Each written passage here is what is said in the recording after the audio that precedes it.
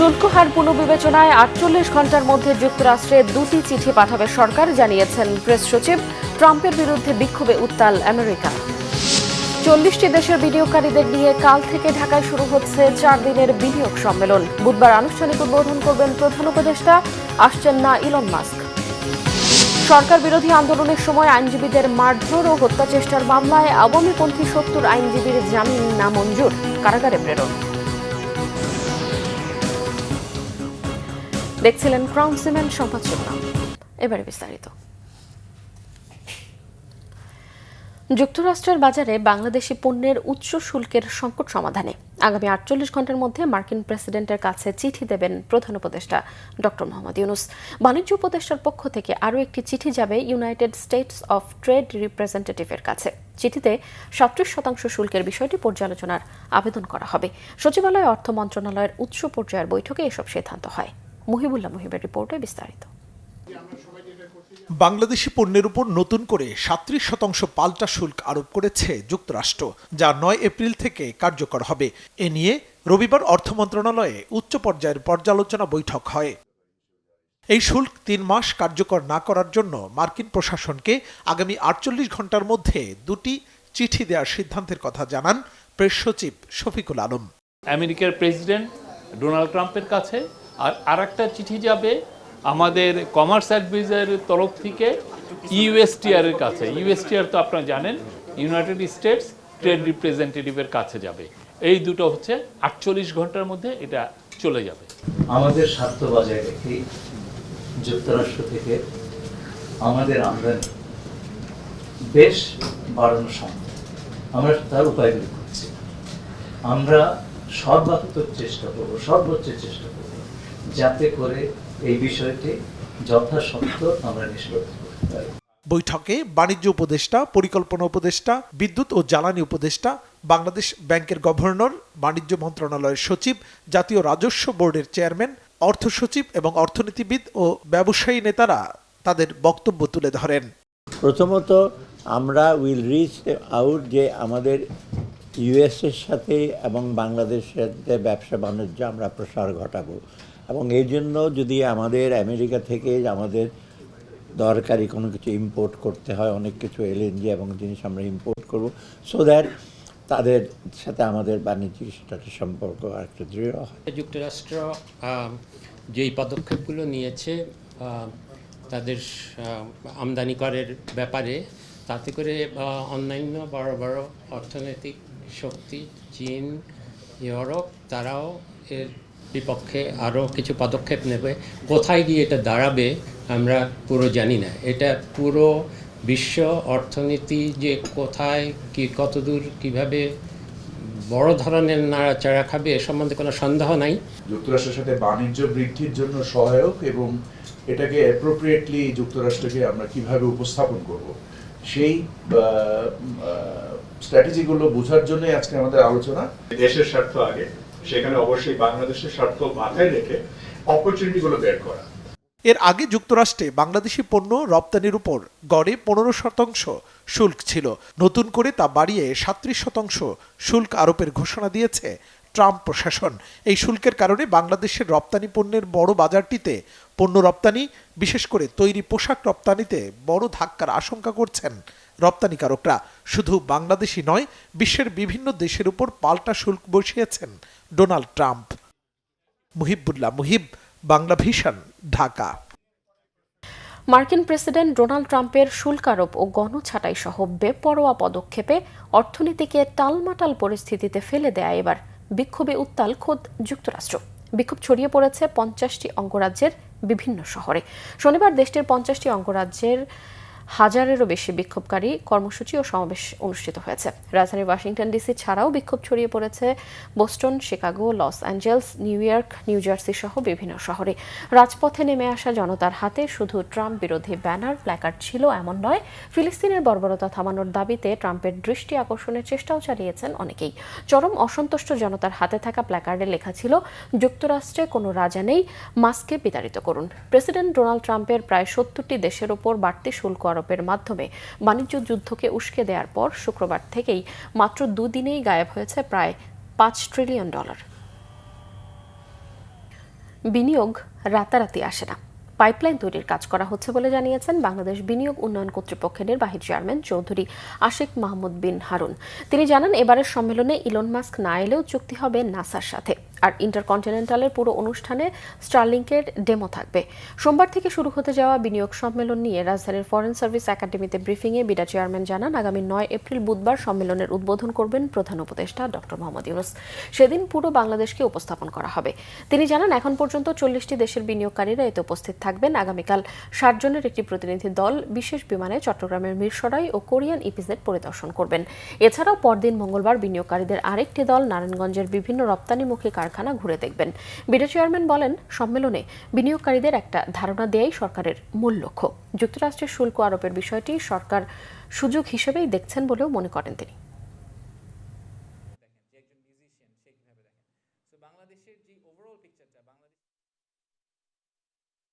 এই সামিট করেই কি তার মানে কালকে থেকে হঠাৎ করে আমরা $10 বিলিয়ন একটা ইনভেস্টমেন্ট গ্যারান্টি দিয়ে ফেলবো কিনা? ব্যাপারটা কিন্তু সেরকম না। আমি এই জন্য আবার বারবার বলছি যে আমাদেরকে প্রথমে যেটা ঠিক করতে হবে সেটা হচ্ছে যে আমাদের ন্যারেটিভটা ঠিক করতে হবে।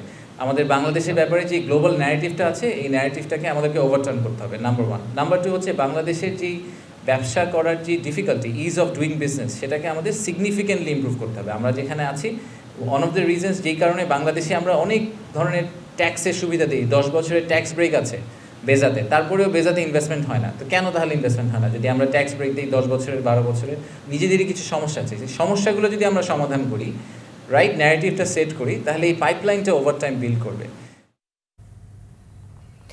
প্রধান উপদেষ্টা ডক্টর মোহাম্মদ ইউনূস বলেছেন, শান্তি একমাত্র সমাধান, যুদ্ধ কোনো সমাধান নয়।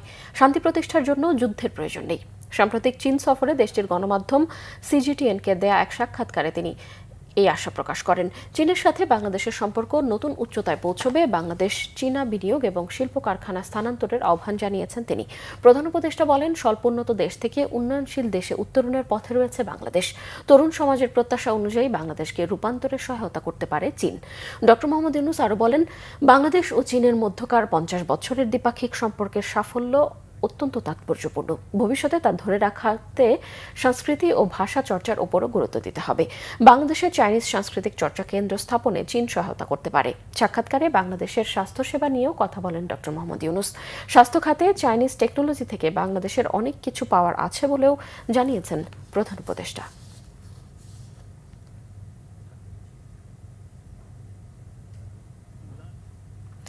অর্থ উপদেষ্টা ডক্টর সালেউদ্দিন আহমেদ জানিয়েছেন, বাংলাদেশের অর্থনৈতিক পরিস্থিতি এবং ঋণের শর্ত পূরণের অগ্রগতিতে সন্তোষ জানিয়েছে আইএমএফ। আগামী জুনে ঋণের 4র্থ ও 5ম কিস্তির অর্থ একসাথে পাওয়া যাবে এমন আশা তার। বৈঠকে আইএমএফ প্রতিনিধি দল রাজস্ব আদায় পরিস্থিতি ও খারাপ ঋণ নিয়ে উদ্বেগের পাশাপাশি বৈদেশিক মুদ্রার বিনিময় হার বাজার ভিত্তিক করার তাগিদ দিয়েছেন বলেও জানান অর্থ উপদেষ্টা। রিপোর্ট জিয়াউল হক সবুজের। ঋণের অর্থ ছাড়ের শর্ত পূরণের অগ্রগতি জানতে শনিবার বাংলাদেশে আসেন ক্রিস পাপা জর্জিওর নেতৃত্বে আইএমএফের এক প্রতিনিধি দল। রবিবার সচিবালয়ে অর্থ উপদেষ্টা ডক্টর সালেউদ্দিন আহমেদের সঙ্গে বৈঠক করেন তারা।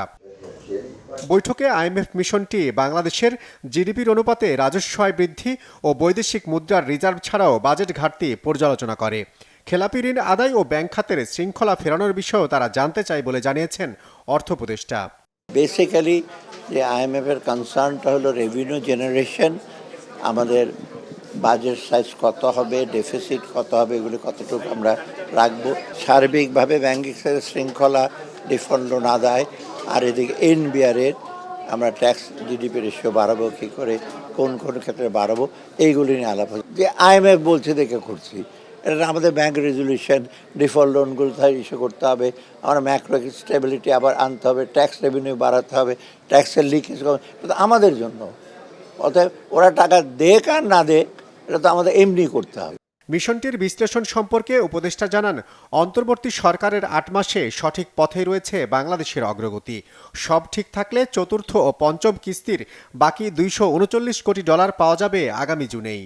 ওরা বাংলাদেশে ইকোনমি বলেছে মোটামুটি এখন things are stable, things are moving to the right direction, কিন্তু এই রিভিউর পর একটু দেখবে। ওরা বলছে উই আর স্যাটিসফাইড যে বাংলাদেশ ইকোনমি এখন তো স্টেবল আছে আর কি। আমাদের যা যা করার আমরা করতে চেষ্টা করছি, অলরেডি আমরা আমাদের গুড ইন্টেনশনটা তো দেখিয়েছি, ওদের দিক থেকে ওদের গুড ইন্টেনশন দেখাক, দেন উইল এঙ্গেজ, আমরা আলাপ করব অ্যান্ড হোপ উইল অ্যাগ্রি যে ওরা হয়তো কিছু বলবে এটা করতে, আমরা যেটা করেছি তো এটা করে also will try to agree. 2023 সালে শুরু হওয়া $470 কোটি ঋণ কর্মসূচির প্রথম 3 কিস্তিতে $231 কোটি পেয়েছে বাংলাদেশ। বাকি অর্থ এবছরের জুনে আইএমএফের বোর্ড সভায় অনুমোদন মিলবে এমন আশা অর্থ উপদেষ্টার। জিয়াউল হক সবুজ, বাংলা ভিশন, ঢাকা। সরকার বিরোধী আন্দোলনের সময় আইনজীবীদের মারধর ও হত্যা চেষ্টার মামলায় আওয়ামী লীগ সমর্থক 70 জন আইনজীবীকে কারাগারে পাঠানোর আদেশ দিয়েছেন আদালত। ঢাকা মহানগর দায়রা জজ মোহাম্মদ জাকির হোসেন এই আদেশ দেন। আওয়ামীপন্থী 80 জন আইনজীবী আদালতে আত্মসমর্পণ করে জামিন আবেদন করেন। তাদের মধ্যে 70 জনকে কারাগারে পাঠানোর আদেশ দেয় আদালত। ঢাকা আইনজীবী সমিতির সাবেক সভাপতি আবু সাইদ সাগর ও 9 জন নারী আইনজীবীকে জামিন দেওয়া হয়েছে। আসামি পক্ষ থেকে বলা হয় তারা উচ্চ আদালত থেকে জামিন নিয়েছেন। রাষ্ট্রপক্ষ থেকে জামিন আবেদনের বিরুদ্ধে করা হয়। বৈষম্য বিরোধী আন্দোলনের সময় ঢাকা আইনজীবী সমিতির সদস্যদের উপর হামলা, আইনজীবীদের চেম্বার ভাঙচুর এবং হত্যা চেষ্টার অভিযোগে আওয়ামী লীগপন্থী 144 জন আইনজীবীর বিরুদ্ধে মামলা হয়।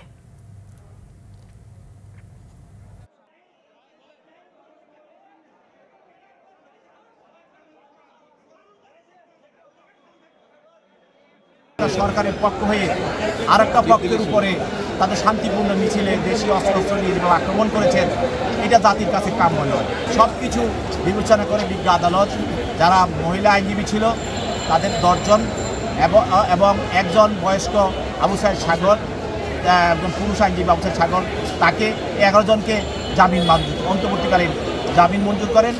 আর বাকি আপনার 72 জন আইনজীবী তাদেরকে তাদের জামিন দরখাস্ত নামঞ্জুর করে তাদেরকে সিডব্লিউ মূলে তাকে জেলে হাজতে করা হয়। দুর্নীতির অভিযোগ মিথ্যে প্রমাণে ব্যর্থ হওয়ায় টিউলিপ সিদ্দিককে ব্রিটিশ মন্ত্রিত্ব হারাতে হয়েছে, জানিয়েছেন দুর্নীতি দমন কমিশনের চেয়ারম্যান আব্দুল মোমেন। তিনি বলেন, শেখ হাসিনা সহ পরিবারের 8 সদস্যকে দেশে ফেরাতে ইন্টারপোল সহ আন্তর্জাতিক সকল সংস্থার সহযোগিতা নেয়ার কথা। এদিকে 700 কোটি টাকার অস্বাভাবিক লেনদেনের কারণে সাবেক পররাষ্ট্রমন্ত্রী হাসান মাহমুদ দম্পতির বিরুদ্ধে মামলা করেছে দুদক। ক্রিকেটার সাকিব আল হাসানের বিরুদ্ধেও অনুসন্ধানে নেমেছে সংস্থাটি। রিপোর্ট ফররুখ বাবুর। ক্ষমতার অপব্যবহার করে হাজার হাজার কোটি টাকা বিদেশে পাচার এবং দেশে গড়ে তোলা শেখ পরিবারের সম্পদের হিসেব সামনে আসতে শুরু করেছে গত 2 মাস ধরে। গণ অভ্যুত্থানে শেখ পরিবারের সদস্যরা পালিয়ে গেলেও তাদের ফেরত আনতে মরিয়া দুদক। ঈদ পরবর্তী গণমাধ্যম কর্মীদের সাথে শুভেচ্ছা বিনিময় করেছেন দুদক চেয়ারম্যান সহ কমিশনের সদস্যরা। এ সময় সাংবাদিকদের প্রশ্নের জবাবে সংস্থাটির চেয়ারম্যান বলেন, শেখ পরিবারসহ বিভিন্ন রাজনৈতিক ব্যক্তি, ব্যবসায়ী ও আমলাদের বিদেশে পাচার করা অর্থ ফেরাতে কাজ চলমান। সবাই আমরা মোটামুটি জানি, মানে বড় বড় আসামিদের কে কে দেশে আছে, কে কে দেশে নাই, এটা আমাদের অজ্ঞাত না। সেক্ষেত্রে যারা দেশে নাই তাদেরকে একটা আন্তর্জাতিক প্রক্রিয়া অবলম্বন করে ফিরিয়ে আনা, যেটা একটা কঠিন প্রক্রিয়া, এটা আমাদের স্বীকার করতে হবে। আর যারা দেশে আছেন তাদের প্রতি আমরা কতটা সদয় কিংবা কতটা নির্দয় কিংবা কতটা অবজেক্টিভ আপনারা সেটা বিবেচনা করবেন। আমরা চেষ্টা করছি, আমাদের ক্ষমতার মধ্যে যতটুকু সম্ভব আমরা তাদেরকে ধরার চেষ্টা করছি। এদিকে সাবেক ব্রিটিশ মন্ত্রী টিউলিপ সিদ্দিকীকে তার দুর্নীতির বিষয়ে আইনজীবীর মাধ্যমে জানানো হয়েছে বলছে দুদক। বাংলাদেশের আদালতে হাজির হয়ে মামলা মোকাবিলার আহ্বানও সংস্থাটির চেয়ারম্যানের। দুর্নীতি দমন কমিশনের দায়েরকৃত মামলায় দুর্নীতির অভিযোগে অভিযুক্ত মিস টিউলিপ সিদ্দিকী বিলেতে আইনজীবীর পাঠানো পত্রের জবাব আমরা দিইনি। স্কাই নিউজের সূত্র উল্লেখ করে উক্ত অভিযুক্ত বলেছেন, দুর্নীতি দমন কমিশন তার সাথেও যোগাযোগ করেনি। অনুগ্রহ করে লক্ষ্য করুন, দুর্নীতির অভিযোগ উড়িয়ে দিতে পারেননি বলেই ব্রিটেনের দুর্নীতি নিবারণের দায়িত্বপ্রাপ্ত মন্ত্রী মিস টিউলিপ সিদ্দিক সে দেশের প্রধানমন্ত্রীর প্রবল সমর্থন সত্ত্বেও পদত্যাগ করতে বাধ্য হয়েছেন। দুর্নীতি দমন কমিশন তার আইনজীবীকে এবং আইনজীবীর মাধ্যমে মিস টিউলিপ সিদ্দিকীকে ইতিপূর্বেই জানিয়ে দিয়েছে, সম্পূর্ণভাবে দালিলিক প্রমাণের উপর ভিত্তি করেই আদালতে দুর্নীতির চার্জশিট দাখিল করা হয়েছে। এদিন সাবেক পররাষ্ট্রমন্ত্রী হাসান মাহমুদ দম্পতির বিরুদ্ধে 65টি ব্যাংক হিসেবে 700 কোটি টাকা অস্বাভাবিক লেনদেনের কারণে মামলা করেছে দুদক। ফররুখ বাবু, বাংলা ভিশন, ঢাকা। আন্তর্জাতিক অপরাধ ট্রাইব্যুনালের চিফ প্রসিকিউটর তাজুল ইসলাম বলেছেন, জুলাই আগস্টে সংঘটিত মানবতাবিরোধী অপরাধের অন্তত 2টি মামলার আনুষ্ঠানিক অভিযোগপত্র এ মাসেই দাখিল করতে পারবেন তারা। ট্রাইব্যুনাল নিয়ে নানামুখী ষড়যন্ত্র চলছে জানিয়ে তিনি বলেন, ষড়যন্ত্রকারীদের চিহ্নিত করা হচ্ছে। আয়নাঘরের তদন্তের সময় বোমা হামলার চেষ্টা হয়েছে বলেও জানান তিনি। আহমেদ সরওয়ারের রিপোর্টে বিস্তারিত। জুলাই আগস্টে যাত্রাবাড়িতে গণহত্যা ও মানবতা বিরোধী অপরাধের অভিযোগে ওয়ারির সাবেক এসি তানজিল এবং যাত্রাবাড়ি থানার সাবেক ওসি আবুল হাসানকে রবিবার হাজির করা হয় আন্তর্জাতিক অপরাধ ট্রাইব্যুনালে। আবেদনের প্রেক্ষিতে বিচারপতি গোলাম মর্তুজা মজুমদারের নেতৃত্বে 3 সদস্যের আন্তর্জাতিক অপরাধ ট্রাইব্যুনাল তাদেরকে গ্রেপ্তার দেখিয়ে কারাগারে পাঠানোর আদেশ দেন। সেই সাথে তদন্ত প্রতিবেদনের জন্য 3 মাসের সময় দেওয়া হয়। এছাড়া চাংখারপুলের ঘটনায় নাসিরুলকে 10 এপ্রিল এবং সাভারের ইয়ামিন হত্যা মামলার আসামি সোহেল মিয়াকে 13 এপ্রিল জিজ্ঞাসাবাদের জন্য দিন ঠিক করেছে ট্রাইব্যুনাল। ট্রাইব্যুনালের বিচার শুরু হয় তদন্ত রিপোর্টের উপরে ভিত্তি করে। তো তদন্ত, এই যে মানবতা বিরোধী অপরাধের তদন্ত, এটা আমরা বারবারই বলেছি, এটা জটিল এবং সময় সাপেক্ষ বিষয়। এই ট্রাইব্যুনাল যখন আগের রেজিমের সময়ে ছিল, সেই সময় তারা প্রথম তদন্ত রিপোর্ট দিতে 16 মাস সময় লেগেছিল তাদের। সাংবাদিকদের এক প্রশ্ন জবাবে চিফ প্রসিকিউটর জানান, প্রসিকিউশন টিম বসে নেই। অচিরেই জুলাই আগস্টের মানবতা বিরোধী অপরাধের বিচারের অগ্রগতি দেখা যাবে। 3টা মামলার চার্জশিটের ড্রাফট আমরা পেয়ে গেছি। একটা হচ্ছে চানখারপুল, একটা আশুলিয়া, আর একটা হচ্ছে শেখ হাসিনার বিরুদ্ধে যেটা মানবতা বিরোধীর কমান্ড রেসপন্সিবিলিটির মামলা, সেটারও ড্রাফটটা আমাদের হাতে এসেছে, যেটার আরও ফার্দার কাজ চলছে। খুব সহসাই 2টো চূড়ান্ত রিপোর্ট আমরা পাবো এবং এই মাসের মধ্যে অন্তত 2টো মামলার ফর্মাল চার্জ হয়তো দাখিল করা সম্ভব হবে। 3টা জটিলতম গুমের সেন্টার, আয়নাঘর আমাদের এই ইনভেস্টিগেটররা তদন্ত করেছেন, আবিষ্কার করেছেন। এই কাজ করতে গিয়ে স্বয়ং চিফ প্রসিকিউটর তিনি এই ইনভেস্টিগেশন চলাকালে সেখানে প্রেজেন্ট ছিলেন এবং আমরা যখন না বুঝে সেখানে বোমা ফিট করা ছিল, সেই বোমাগুলোর সাথে টাইমার সেট করা ছিল। আমাদেরকে অ্যাপারেন্টলি বোঝা যায় যে এই ইনভেস্টিগেশন করতে যারা গিয়েছেন তাদেরকে হত্যা করারও চেষ্টা করা হয়েছিল। এত সব জটিলতার মধ্য দিয়ে যে কাজগুলো এগিয়েছে সেগুলো প্রতিদিন জনসম্মুখে আসেনি। সেই কারণে অনেকেই মনে করতে পারেন যে তদন্ত কাজ কিছু হয়নি। তিনি বলেন, যত চেষ্টাই করুক বিচারের বানচালের ষড়যন্ত্র সফল হবে না। আমাদের যারা এই মামলার আসামি তারা চেষ্টা করবে বিচারকে বন্ধ করার জন্য, বন্ধ করতে না পারলে বিতর্কিত করার জন্য, কাউকে এম্বারাস করার জন্য, নানান ধরনের ডিসইনফরমেশন ছড়ানোর জন্য। এই সম্পর্কে আমরা সচেতন আছি এবং তারা যে ষড়যন্ত্রগুলো করছে, ট্রাইব্যুনালের তদন্ত সংস্থা প্রসিকিউশন এই ব্যাপারে সম্যক অবহিত এবং তাদের অনেককে চিহ্নিত করা হয়েছে। যারা এগুলো করার চেষ্টা করবেন তারা ব্যর্থ হবেন, তাদেরকে আমরা মেসেজ দিতে চাই। কোনো রকমের স্ক্যান্ডাল ছড়িয়ে বিচার প্রক্রিয়া বাধাগ্রস্ত করা যাবে না। খুব সহসাই অন্তত 2য় ট্রাইব্যুনালের যাত্রা শুরু হবে বলে আমরা আশাবাদ করছি। এদিকে জুলাই আগস্টের গণ অভ্যুত্থানের ঘটনায় ফার্মগেট এলাকায় নাফিস হত্যা মামলা তদন্ত প্রতিবেদন 6 জুলাই দাখিলের নির্দেশ দিয়েছে ট্রাইব্যুনাল। আহমেদ সরওয়ার, বাংলাভিশন, ঢাকা। আঞ্চলিক সাম্প্রদায়িক সম্প্রীতির জন্য ভারতের মুসলিম ওয়াকফ সংশোধিত আইন পুনর্বিবেচনার আহ্বান জানিয়েছে বিএনপি। বিকেলে বিএনপি চেয়ারপারসনের গুলশান কার্যালয়ে সংবাদ সম্মেলনে দলের স্থায়ী কমিটির সদস্য সালাউদ্দিন আহমেদ বলেন, নতুন আইন ওয়াকফ সম্পত্তি ব্যবস্থাপনা ও প্রশাসনিক দায়িত্ব পালনে অমুসলিম সদস্যদের এখতিয়ার দেওয়া হয়েছে। এটি মুসলিম নাগরিকদের ধর্মীয় অধিকারের সরাসরি হস্তক্ষেপের শামিল। তিনি বলেন, বৃহৎ গণতান্ত্রিক রাষ্ট্রে সকল ধর্মাবলম্বী নাগরিকের ধর্মীয় অধিকার রক্ষার দায়িত্ব ভারত সরকারের। তাই ভারত সরকার আইনটি নিয়ে পুনর্বিবেচনা করবে বলেও আশা করছে বিএনপি। সালাউদ্দিন আহমেদ বলেন, আঞ্চলিক সাম্প্রদায়িক সম্প্রীতি বজায় রাখতে এই পদক্ষেপ একটি ঐতিহাসিক ভূমিকা পালন করবে বলেও মনে করছে বিএনপি। যে আঞ্চলিক সাম্প্রদায়িক সম্প্রীতি বজায় রাখার পদক্ষেপ নেওয়ার জন্য, কারণ ভারতের যে কোনো রকমের এরকম অস্থিতিশীল পরিস্থিতি যখন সৃষ্টি হয়, সাম্প্রদায়িক সম্প্রীতি বিনষ্টের মতো কোনো পরিস্থিতি সৃষ্টি হলে সেটার প্রভাব বাংলাদেশেও এসে পড়ে। সেই জন্য আমাদের এখানে উদ্বিগ্ন হওয়ার এটাই একটা কারণ, যাতে আঞ্চলিক সাম্প্রদায়িক সম্প্রীতি বজায় থাকে এবং কোনোভাবে যেন এটার প্রভাব আমাদের এই ভূখণ্ডে এসে না পড়ে।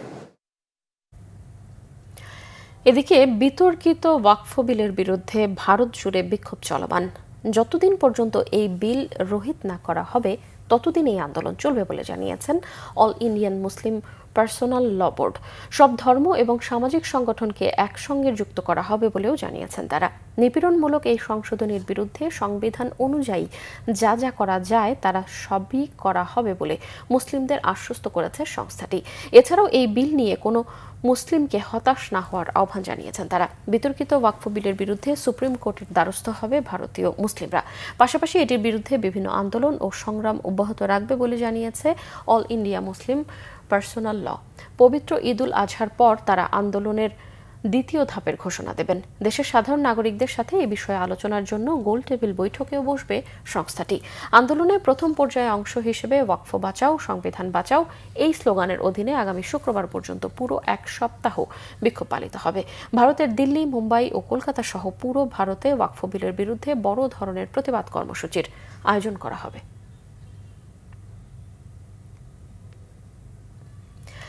টানা 9 দিনের ঈদের ছুটি শেষে অফিস খুলেছে আজ। কর্মক্ষেত্রে ফিরতে শুরু করেছেন সরকারের উপদেষ্টা সহ কর্মকর্তা কর্মচারীরা। ছুটির পর প্রথম কর্মদিবস হওয়ায় এই দিন সচিবালয়ে উপস্থিতি ছিল কম। যারা কর্মস্থলে যোগ দিয়েছেন তাদের অনেকেই ঈদ শুভেচ্ছা বিনিময় করেছেন। অন্তর্বর্তী সরকারের উপদেষ্টারাও যোগ দিয়েছেন নিজ মন্ত্রণালয়ে। সচিবালয়ে নিজ দপ্তরে পরিবেশ, বন ও জলবায়ু উপদেষ্টা সৈয়দা রিজওয়ানা হাসান জানান, ঈদের ছুটির মধ্যে জরুরি কাজ চলেছে। এবার ঈদে জনগণের কাছে ইতিবাচক বার্তা দিয়েছে বলেও উল্লেখ করেন তিনি। এক প্রশ্নের জবাবে উপদেষ্টা রেজওয়ানা জানান, আগের 3 অগ্রাধিকারের সাথে ট্রাম্প প্রশাসনের নতুন করে শুল্ক আরোপের বিষয়টি সর্বাধিক গুরুত্ব দিয়ে কাজ করছে সরকার। সরকারের প্রায়োরিটি খুব একটা চেঞ্জ হচ্ছে সেরকম না। যে 3টা প্রায়োরিটি আমরা আগে থেকেও বলেছি, এখনও তাই বলছি। তবে এখন দেখছি যে কিছু কিছু বিষয় তো ইমার্জ করছে। যেমন এই মুহূর্তে সরকারকে মার্কিন যুক্তরাষ্ট্রের আরোপিত শুল্ক নিয়ে কথা বলতে হচ্ছে। এই মুহূর্তের প্রায়োরিটি এটা গ্লোবাল একটা পলিসির অংশ। এটা যে কেবল বাংলাদেশের উপর আরোপ করেছে তা তো না। তো গ্লোবালি এক একজন এক একভাবে অ্যাড্রেস করেছে। আমাদের থেকে গতকাল সরকারের পক্ষ থেকে বলা হয়েছে যে আমাদের মাননীয় প্রধান উপদেষ্টা মহোদয় নিজেই এটা নিয়ে কথা বলবেন। তার যুক্তরাষ্ট্রের প্রেসিডেন্ট ডোনাল্ড ট্রাম্পের ঘোষিত শুল্ক নীতিতে বৈশ্বিক শেয়ার বাজারে দরপতনের মধ্যে দেশের বাজারও উৎকণ্ঠায়। পুঁজিবাজার সংশ্লিষ্টরা বৈঠক করেছেন Bangladesh security and exchange commission বিএসইসির চেয়ারম্যানের সাথে। বিএসইসির চেয়ারম্যান খন্দকার রাশেদ মাকসুদের সাথে বৈঠকে Dhaka stock exchange, Chattogram stock exchange, DSE brokers অ্যাসোসিয়েশনের নেতারা অংশ নেন। দেশের প্রধান রপ্তানি খাত বস্ত্র ও পোশাক শিল্পের 54টি কোম্পানি ডিএসইতে তালিকাভুক্ত। এছাড়াও জুতা, হিমায়িত মৎস্য, পাট ও পাটজাত পণ্য এবং সিরামিক খাতের কয়েকটি কোম্পানিও তালিকাভুক্ত মার্কিন বাজারের পণ্য রপ্তানির সঙ্গে যুক্ত রয়েছে। সকাল 11:30টায় শুরু হয় বৈঠক। প্রায় 1 ঘন্টার বৈঠক শেষে ডিএসইর চেয়ারম্যান মমিনুল ইসলাম সাংবাদিকদের কাছে আশা প্রকাশ করেন, মার্কিন শুল্ক নীতি নেতিবাচক প্রভাব ফেলবে না দেশের পুঁজিবাজারে। আমরা মনে করছি যে ইউএস ট্যারিফের যে বিষয়টা, এটা নিয়ে চিন্তিত হওয়ার কিছু নাই। আপনারা দেখেছেন যে সরকারের শীর্ষ পর্যায়ে এটা নিয়ে ডিসকাশন হচ্ছে এবং গতকাল একটা ভালো বার্তা এসেছে যে এটা নিয়ে যা করণীয় বাংলাদেশের পক্ষ থেকে সেটা ওনারা করছেন। সাথে সাথে এইখানে যেমন কিছু নেগেটিভ বলা হচ্ছে, এটার কিছু পজিটিভ ফলাফলও আসতে পারে। সুতরাং আমাদের প্রত্যাশা থাকবে যে আমরা এটা নিয়ে এই মুহূর্তে আতঙ্কিত না হয়ে আমাদের নিজস্ব দায়িত্বটা পালন করা। জাতীয় ও আন্তর্জাতিক ক্রীড়া দিবস আজ। দিবসটি উপলক্ষে সকালে যুব ও ক্রীড়া মন্ত্রণালয়ের আয়োজনে র্যালি হয়েছে। সকালে রাজধানীর ওসমানী স্মৃতি মিলনায়তনের সামনে থেকে র্যালিটি বের হয়। প্রধান অতিথি ছিলেন যুব ও ক্রীড়া উপদেষ্টা আসিফ মাহমুদ সজীব ভুইয়া। এতে অংশ নেন দেশি ও আন্তর্জাতিক সংস্থা, ক্রীড়া ফেডারেশন, অ্যাসোসিয়েশন, বোর্ড, ক্রীড়া সংগঠক সহ ক্রীড়াঙ্গনের সর্বস্তরের মানুষ। র্যালিটি ওসমানী স্মৃতি মিলনায়তন থেকে শুরু হয়ে জাতীয় স্টেডিয়ামে গিয়ে শেষ হয়। পরে সেখানে সুবিধাবঞ্চিত অনূর্ধ্ব 17 শিশুদের ফুটবল টুর্নামেন্ট অনুষ্ঠিত হয়। এতে ঢাকা মহানগর উত্তর ও দক্ষিণ বিভাগ ফাইনাল খেলায় অংশ নেয়। তারুণ্যের অংশগ্রহণ, খেলাধুলার মানোন্নয়ন স্লোগানটিকে সামনে রেখে এবারের দিবসটি পালিত হচ্ছে।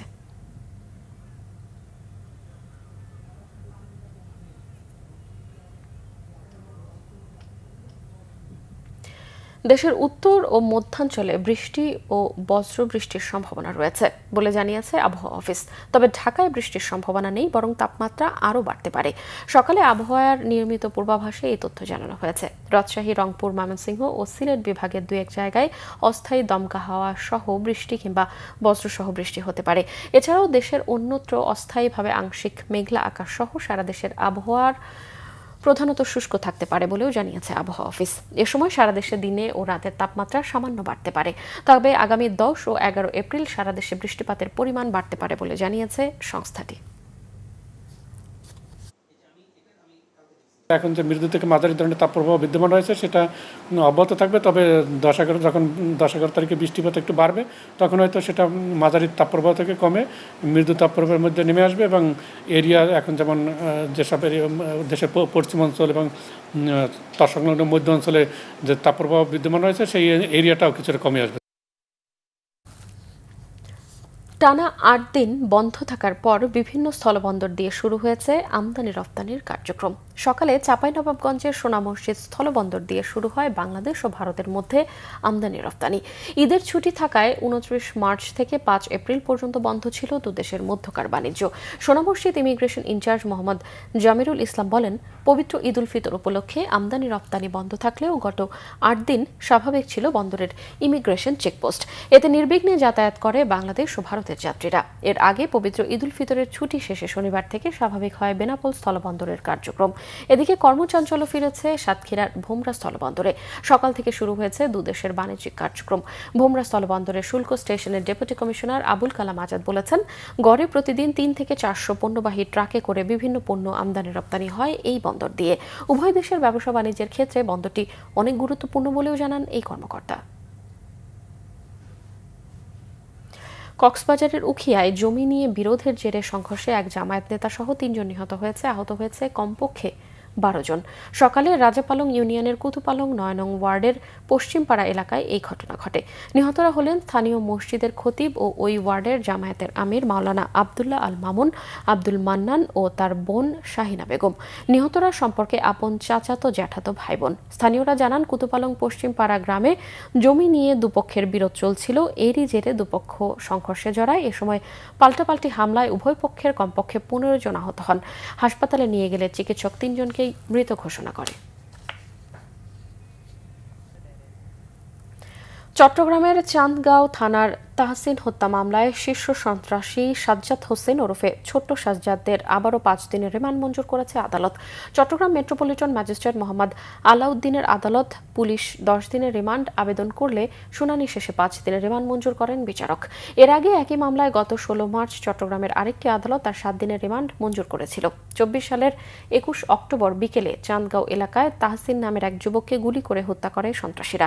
ওই ঘটনায় চান্দগাঁও থানার তাহসিনের বাবার করা মামলায় প্রধান আসামি করা হয় পুলিশের তালিকাভুক্ত সন্ত্রাসী ছোট্ট সাজ্জাদকে। তার বিরুদ্ধে নগরীর বিভিন্ন থানায় হত্যা ও চাঁদাবাজি সহ বিভিন্ন অপরাধে অন্তত 15টি মামলা রয়েছে।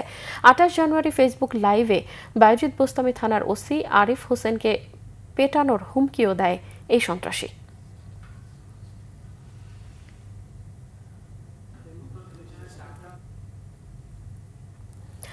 পদ্মা সেতুর মতো নিজস্ব অর্থায়নে তিস্তা মহাপরিকল্পনা বাস্তবায়ন চায় উত্তরের মানুষ। দেশীয় অর্থায়ন নিশ্চিত করতে সরকারিভাবে তিস্তা বন্ড চালুর দাবি এই জনপদের মানুষের। রংপুর থেকে জুয়েল আহমেদের রিপোর্ট। বানের জলে ভেসে যাওয়া, ভিটেমাটি হারিয়ে নিঃস্ব হওয়া, ফসলহানি, শুকনোয় পানির জন্য হাহাকার সহ সব সংগ্রামের সাক্ষী তিস্তাপাড়ের মানুষ। তিস্তার সুষ্ঠু ব্যবস্থাপনা না থাকায় বছরের ক্ষতি হয় 1 লাখ কোটি টাকার সম্পদ। পানি আটকে রেখে হঠাৎ ছেড়ে দেয় এই অঞ্চলে দেখা দেয় ভয়াবহ বন্যা। বাংলাদেশের সঙ্গে ভারতের এই অমানবিক আচরণ চলছে বছরের পর বছর। আমরা ওগুলো রাজনীতির কোনো বুঝিই নেই। আমরা রাজনীতি কাক কয় ওগুলো আমরা বুঝি নেই। আমরা শুধু এই চরত আবাদ করি বুঝি, হইলে খাই, না হইলে কম খাই। সবাই মিলে যদি একত্রিত হয়ে দলমত নির্বিশেষে সবাই একত্রিত হয়ে যদি দেশের জন্য কাজ করি, আমরা অবশ্যই সুখের মুখ দেখব। তিস্তা খননের প্রকল্পটা হয়, অন্তর্বর্তী সরকার যদি আমাদের দিকে তিস্তার পাড়ের মানুষের দিক তাকায়, তাহলে হয়তো আমরা অনেক সুখে বাঁচতে পারবো বা শান্তিতে বাঁচতে পারবো। তিস্তাকে নিয়ে একটি বহুমুখী প্রকল্প বাস্তবায়নে চলছে নানা আলোচনা। বিশেষজ্ঞরা বলছেন, প্রবাসীদের অংশগ্রহণে কাটবে সংকট। বন্ড চালু করে প্রকল্প বাস্তবায়ন হবে সহজ। প্রবাসী বাংলাদেশিদের আয়ের মাধ্যমে উন্নয়নের অংশীদার হিসেবে বন্ডে বৈদেশিক মুদ্রা সংগ্রহ হবে। দেশের যে জনগণ যারা বাইরে আছে তারা যদি তিস্তা বন্ড নামে যদি সরকার বন্ড চালু করে এবং স্বচ্ছতার সঙ্গে যদি সেই প্রকল্পে বাস্তবায়ন করে, তাহলে আমাদের বিদেশে যে বাংলাদেশিরা আছে তারাও আর্থিক ভূমিকা রাখতে পারবে এবং স্থানীয় যারা ব্যবসায়ী আছে বা যে জনগণ আছে তারাও সেই শেয়ার কিনে এটার অংশীদার হতে পারবে। এর মাধ্যমে আমরা যেটি সুবিধা পাবো যে আমাদের স্থানীয় জনগণের চাকুরি হবে, আমাদের স্থানীয় পরিবেশকে আমরা রক্ষা করতে পারবো, রংপুর শহরকে আমরা এক্সপ্যান্ড করে তিস্তা নদীর পাড়ে নিতে পারবো এবং নতুন নতুন শহরতলি তৈরি করতে পারবো। ঋণে জর্জরিত দেশকে তিস্তা মহাপরিকল্পনা ইস্যুতে নতুন করে বৈদেশিক ঋণের ফাঁদে ফেলতে সম্মত নন উত্তরের মানুষ। জাতীয় বাজেটে তিস্তার জন্য বিশেষ বরাদ্দ, সারচার্জ নির্ধারণ, স্বল্প ও মধ্যমেয়াদী নদী ব্যবস্থাপনার অর্থ তিস্তা তহবিলে প্রদান, তিস্তা অববাহিকার 5 জেলায় আদায়কৃত রাজস্ব তিস্তা মহাপরিকল্পনায় ব্যবহারের দাবি তাদের। দেশীয় অর্থায়নে প্রকল্পটি বাস্তবায়ন হলে পুরো বিশ্বে বাংলাদেশের সক্ষমতা ফুটে উঠবে বলে মনে করে গবেষণা প্রতিষ্ঠান তিস্তা ফোরাম। জুয়েল আহমেদ, বাংলাভিশন, রংপুর। ৫৫ বছর পূর্তি অনুষ্ঠান করেছে নরসিংদীর রায়পুরার ঐতিহ্যবাহী শিক্ষা প্রতিষ্ঠান হাসনাবাদ উচ্চ বিদ্যালয়। এই উপলক্ষে প্রাক্তন শিক্ষার্থীদের মিলন মেলায় পরিণত হয় গৌরব ও ঐতিহ্যের এই শিক্ষা প্রতিষ্ঠানটি। প্রকাশ করা হয় স্মরণিকা। নরসিংদী প্রতিনিধি লক্ষণ বর্মনের তথ্য ও ছবিতে ডেস্ক রিপোর্ট। ৫৬ বছরে পা দিল ১৯৬৯ সালে প্রতিষ্ঠিত নরসিংদীর রায়পুরা উপজেলার হাসনাবাদ উচ্চ বিদ্যালয়। ৫৫ বছর পূর্তি উৎসবে প্রাক্তন শিক্ষার্থীদের মিলন মেলা বসেছিল স্কুলটিতে। জাতীয় পতাকা উত্তোলন ও জাতীয় সঙ্গীত পরিবেশনের মধ্য দিয়ে উৎসবের উদ্বোধন করা হয়। এ সময় প্রয়াত সকল শিক্ষক ও ছাত্রদের আত্মার মাগফিরাত কামনায় বিশেষ মোনাজাত করা হয়। শ্রদ্ধা ভরে স্মরণ করা হয় ১৯৭১ ও ২০২৪-এর শহীদদের। নেচে গেয়ে আনন্দ উল্লাসে মাতেন শিক্ষার্থীরা। প্রিয় সহপাঠীকে পাশে পেয়ে আলাপচারিতা আর স্মৃতিচারণে মধুর সময় পার করেন তারা। হাসনাবাদ উচ্চ বিদ্যালয় একটি অনুভূতির নাম, চেতনার নাম। সেই উচ্চ বিদ্যালয়ে আমরা দীর্ঘ সময় পরে একত্রিত হতে পেরেছি, আমি নিজেকে গর্বিত মনে করছি। ধন্যবাদ জানাচ্ছি আয়োজক কমিটিকে, যারা এত বিশাল একটা মিলন মেলার আয়োজন করেছেন। আর অবশ্যই কৈশোরের স্মৃতি খুবই একটা আনন্দদায়ক। ২৯ বছরে অনেককে দেখে হয়তো চেনাই যায় না, কিন্তু ২৯ বছর পর সব বন্ধুদের পেয়ে আমরা যেন সেই দিনটিতে ফিরে গিয়েছি। প্রথম বেশ ছিলাম আমরা এই স্কুলে, প্রথম বেশ। আমরা এই স্কুলের দীর্ঘায়ু কামনা করি। প্রাক্তন যে শিক্ষক আছে জীবিত, তাদের সাথে দেখা জড়িয়ে ধরতেছি, স্যাররাও আমাদেরকে মাথায় হাত বুলিয়ে দিচ্ছে। মনোমুগ্ধকর ভাবে এই সুবর্ণ জয়ন্তী উৎসব পালনের মধ্য দিয়ে আমরা একত্রিত হয়ে যে আনন্দটা ভাগাভাগি করছি, সত্যিকার অর্থেই ভালো লাগছে। আমি আজকে খুব আবেগে আপ্লুত। এই প্রতিষ্ঠান, এটা শুধু আমাদের প্রতিষ্ঠান নয়, শিক্ষা প্রতিষ্ঠান নয়, এটা আমাদের একটা পরিবারের মতো, দ্বিতীয় পরিবার যাকে বলি আমরা। এই প্রতিষ্ঠান আমাদের শিকড় গেঁথেছে। দিনব্যাপী আয়োজনে ছিল বিভিন্ন ধরনের খেলাও, হয় মনোজ্ঞ সাংস্কৃতিক অনুষ্ঠান। এ উপলক্ষে বন্ধু তুমি কেমন আছো নামে স্মরণিকা প্রকাশ করেন আয়োজকরা। আমরা প্রায় ১৫শত প্রাক্তন শিক্ষার্থী আমার এখানে উপস্থিত হয়েছে। সেই সাথে আরও বিভিন্ন পর্যায় থেকে আমাদের আরও প্রায় ৩০০ লোক, প্রায় ২০০০ লোকের সমাবেশ এখানে আমরা করেছি। এই মিলন মেলাকে সার্থক সুন্দর করার জন্য আমরা গত ৪ মাসে বিভিন্ন ধরনের ইভেন্টের মাধ্যমে এটাকে প্রাণবন্ত গৌরবময় করার জন্য চেষ্টা করেছি। আগামীতে প্লাটিনাম জয়ন্তী উদযাপনের প্রত্যাশা ছাত্র ও শিক্ষকদের। Banglavision news desk. বাংলাদেশ, ভারত, পাকিস্তান ও ইন্দোনেশিয়া সহ ১৩টি দেশের নাগরিকদের জন্য সাময়িকভাবে ভিসা নিষেধাজ্ঞা আরোপ করেছে সৌদি আরব। এই নিষেধাজ্ঞা মূলত উমরা, ব্যবসা ও পারিবারিক ভিসার ক্ষেত্রে প্রযোজ্য হবে। উমরা ভিসায় সৌদি আরবের প্রবেশের সুযোগ থাকবে ১৩ এপ্রিল পর্যন্ত এবং ভিসাধারীদের ২৯ এপ্রিলের মধ্যে সৌদি আরব ত্যাগ করার পরামর্শ দেওয়া হয়েছে। সৌদি কর্তৃপক্ষ জানিয়েছে, কিছু যাত্রী দীর্ঘমেয়াদী ভিসা নিয়ে সৌদি আরবে ঢুকে অনুমতি ছাড়া হজে অংশ নেন, আবার কেউ কেউ হজ শেষে দেশে না ফিরে অবৈধভাবে অবস্থান করেন। এই পরিস্থিতি মোকাবেলায় ভিসা নিষেধাজ্ঞার সিদ্ধান্ত নেওয়া হয়েছে। ধারণা করা হচ্ছে এই বিধিনিষেধ আগামী জুন মাসের মাঝামাঝি সময় প্রত্যাহার করা হতে পারে। দর্শক, এই ছিল এখনকার মতো। পরের সংবাদ রাত 10:30 দেখার আমন্ত্রণ রইল। ধন্যবাদ।